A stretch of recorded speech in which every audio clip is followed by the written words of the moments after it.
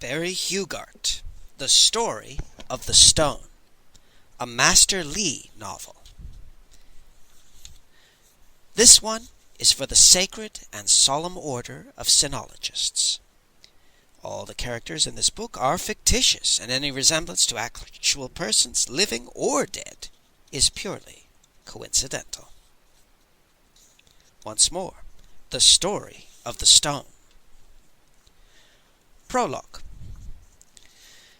Zhenwu is a day Master Li sets aside for my literary endeavors, and I was pleased that it was cold and rainy and fit for little else than splashing ink around. "Ox," he said, "the writing of your memoirs is doing wonders for your calligraphy, but I must question the content. Why do you choose the rare cases in which matters run melodramatically amok?" I heroically refrained from saying, "They always do."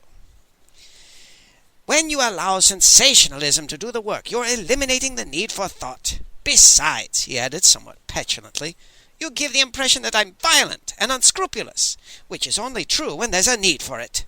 Why not explain a case that was calm and rather leisurely and lovely, in which the issues were philosophical rather than frenzied?" I scratched my nose with my mouse-whiskered writing-brush as I tried to think of such a thing. All I wound up with was ink in my nostrils. "Shi Tao Chi," he said. I stared at him incredulously. "You want me to try to explain that awful mess?" I said in a high, strangled voice. "Venerable sir, you know very well it almost broke my heart, and I—" "Shi Tao Chi," he repeated. "But how can I tell the story of the stone?" I wailed. "In the first place, I don't understand where it begins, and in the second place, I'm not sure it has an ending, and in the third place, even if I understood the ending, it wouldn't do me any good, because I don't understand the beginning in the first place." He gazed at me in silence. Then he said, "My boy, stay away from sentences like that. They tend to produce pimples and permanent facial tics." "Yes, sir," I said. "Begin at the beginning, as you understood it. Proceed through the middle, continue to the end, and then stop," said Master Li, and he sauntered out to get drunk, leaving me to my current misery. What can I say about the affair of the stone? All I know for certain is the date when we first became involved. The 12th day of the 7th moon in the year of the serpent, 3339. A.D. 650. I remember it because I had a premonition that something dramatic was about to happen, and had been checking the calendar for auspicious days, even though I wasn't so much foreseeing but wishing, because I was worried about Master Li. He'd been in a foul mood for a month. For days he did nothing but lie on his pallet and drink himself into oblivion, and when he was sober he pinned up sketches of government officials and riddled the wall of the shack with throwing knives.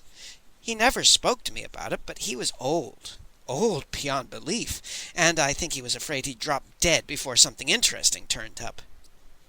I didn't think like that at all, but I couldn't afford a decent fortune-teller, so I had to rely on Tashi to tell me whether my premonition was favorable or disastrous, and that meant I could only get 6 possible answers: grand peace and luck, a little patience, prompt joy, disappointment and quarrels, scanty luck, and loss and death. I didn't dare tempt the anger of the gods by trying more than once a day. I took the first reading on the 8th day of the 7th moon, and my heart sunk when I saw loss and death. On the 9th I tried again, and again I got loss and death.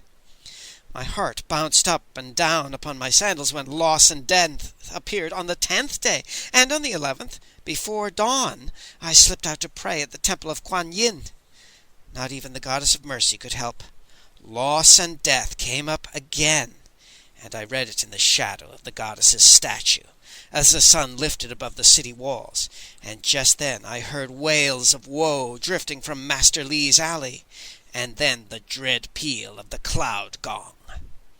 I ran back, blinded by tears, and knocked Ming number 6 head over heels, nearly crushing the delicate tapers of sacrificial Buddha's fingers incense that he had just bought at great expense. He didn't mind. I have never seen anyone happier, and it was only then that I realized that the wails and the cloud gong were coming from his house, not Master Li's shack, because great-grandfather Ming, a loathsome tyrant, if ever there was one, had finally condescended to breathe his last. Master Li was still with me, and he even felt well enough to invite a few people over that night. It had been a spur-of-the-moment thing. The gentlemen were collected from a wine shop, and the ladies came from one of the bawdy Yuan Pen troupes that I far preferred to Tsa Chu opera. And things went very well, except for the Ming's cat. They had tied the beast to great-grandfather's coffin, hoping to chase away evil spirits that might come for the corpse's po, or sentient soul, while his Hun, personality, was down in hell being judged. I thought it was a terrible idea. A dog, yes, but everybody knows that if a cat jumps over a coffin, the corpse will sit up and climb out and cause all sorts of trouble. And the cat also thought it was a terrible idea, and began howling its head off. Then one of the guests, a pasty-faced fellow I didn't know, started a dice game called Throwing Heaven and Nine, and the ladies got tipsy and decided to try to drown out the cat by bellowing bawdy songs from the classic lowbrow farce, The Merry Dance of Mistress Lu. And at that point a storm began moving toward Peking. A wild wind howled in counterpoint with the cat, and a hole about a foot across suddenly appeared in the roof. I fished some fallen thatching from a pot of rice and turned the cooking over to the ladies, and then I went out to the alley and climbed up on the roof to make repairs. I checked my thatching and twine and mallet and nails and began sliding across the ridgepole toward the hole. The ladies were catching their breaths before launching into another chorus, but the wind and the cat and the gamblers' doggerel were still growing strong. "Red mallet 6! Easy to fix!" yelled the pasty-faced gambler, meaning he had to beat a throw of 1 and 5. "Ooh!" moaned the wind. "Meow!" howled the cat. "Halfway to heaven with the 1-leg 7! Money, money, money!" yelled the gambler, who had just tossed 1 and 6. I slid farther along the ridgepole and cautiously tried my weight on a bamboo rafter. It held, and I took out a length of twine and began measuring the hole. Directly below me the ladies got their second wind, and I vaguely recalled that more than one sheltered mandarin was reputed to have been sent to his grave by accidental contact with the Yuan Pen songs of the great unwashed. "Make your pile while you're young, dear, for beauty must flee, and middens great maidens whose image you'll be. Wrinkled belly and breasts, features mottled and grey, lurching lonely through nights while your nose lights the way." Another 2 or 3 jars of wine, I thought, and they should really loosen up. I didn't want to miss it. "Ooh!" moaned the wind. "Yow!" howled the cat. "Hear what I said?" the lucky gambler yelled. "It's the tiger head! Money, money, money!" Faintly through the din I could hear the watchman crying the double hour of the rat. A new day had begun, and for some reason I automatically grabbed some nails, totaled them, added the numbers of the moon, day, and hour, and started one last Ta-Shi reading. I rapidly counted across the upper 6 joints of the 3 middle fingers of my left hand, and stared at disbelief as my counting finger came to a stop on the deadly 6th joint. "Loss and death?" I whispered. What could it mean? Surely the prophecy had been fulfilled by great-grandfather Ming, unless he had arisen. I hastily slid down and peered through Ming's window to see if that damned cat had jumped over the coffin. The lid was still securely in place, so why did I keep getting the death reading? Something was very, very wrong, and it took a moment to register what it was. Only the cat and the wind were serenading the night. The shack was silent. Not a peep. I hastily slid back up and peered through the hole, and it was apparent that the phenomenal luck of the pasty-faced gambler, who had just beaten double 5s with a 5 and a 6, had run out. The lash of a donkey whip was wrapped around his right arm, jerking the sleeve up to reveal a leather tube strapped to his forearm. The dice he had palmed and switched for loaded ones fell from the tube and rolled over the floor, and I stupidly noticed that he would have won anyway. Heaven double sixes gazed up at me. The idiot decided to try something even more dangerous than loaded dice. The handle of the donkey whip was in Master Lee's left hand, and surely the cheater could see that Master Lee's eyes looked like narrow chips of ice. But he reached into his robe with his left hand and awkwardly pulled out a knife. He never had a chance, of course. I hit the roof between two rafters and crashed through like a water buffalo stepping upon a half-inch of river ice, and my aim was good. I landed upon the idiot's left shoulder, but I was way too late. When I climbed to my feet, I was dripping with red ooze. "Sorry, Ox, the son of a sow moved on me," Master Lee said, glaring disgustedly at the corpse. He meant that the fellow should have allowed himself to be murdered cleanly and shouldn't have turned, so Master Lee's throwing knife could sever his largest jugular vein. Murder was the only term for it. Master Lee surely saw from the way the fellow held a knife that he was a raw amateur, and he surely knew that I was going to land on the dolt before he took 2 steps. The old man looked at me rather contritely and spread his hands wide and shrugged, and then he accompanied me outside for more thatching. It's amazing how much blood the human body contains, and we were going to need at least 4 armloads to mop up the lake on the floor. Well, at least we wouldn't be bothered by guests. They had vanished like figments of dreams, and within half an hour they would have witnesses willing to swear that they had spent the night sacrificing to Chu Chuan, An Chen, patron of pig butchers, in Westbridge Temple on the other side of Peking. Master Lee knelt beside the body. "No idea who he was," he muttered. "Saw him in the wine shop, and he looked vaguely familiar, so I invited him along." There was no identification. The money belt yielded an extraordinary amount of gold, and Master Lee examined the fellow's discolored fingernails, and said he had worked with a variety of metallic acids, although he bore no other resemblance to an alchemist. In a concealed pocket was a squeeze tube made from a pig entrail that released tiny puffs of a greyish substance, and Master Lee whistled. "Whew! That's a small fortune, Ox," he said. "Powdered devil's umbrellas, and absolutely pure, so far as I can judge. It may not be the best, but it's far and away the most expensive, as well as addictive of all ling chi, and mushrooms like that haven't grown naturally around Peking for 100 years. He found nothing else of interest. Ming's cat and the wind greeted me as I stepped out with the pallid, bloodless body draped over my shoulder. The cold air smelled of rain.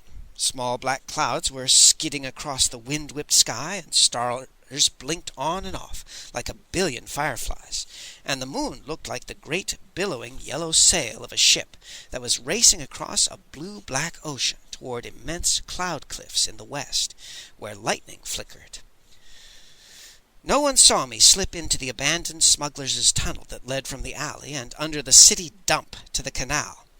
When I stepped back out, the sky was almost completely covered by clouds, and I could barely make out the jetty and the dark water beneath. There were heavy rocks beside the jetty.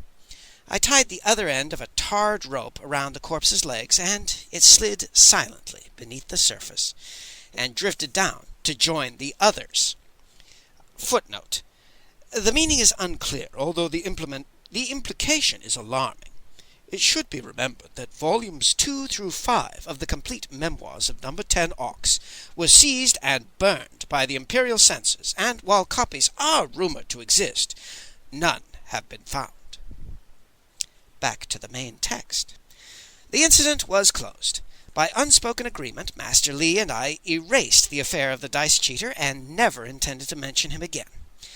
The roof would have to wait until morning. I wearily crawled into my pallet while Master Lee huddled over one more wine jar, listening to the rain patter down, sifting like a shower of silver through the holes. A small pool formed at his feet, and the last thing I saw, before I closed my eyes, was the ancient sage gazing moodily at his image reflected in rainwater that glistened like a mirror in the candlelight. I awoke with the awareness that something strange had happened. During the night, a weight seemed to have been lifted from me, and while I had an even more powerful sense that something important was about to happen, this time all the omens were good.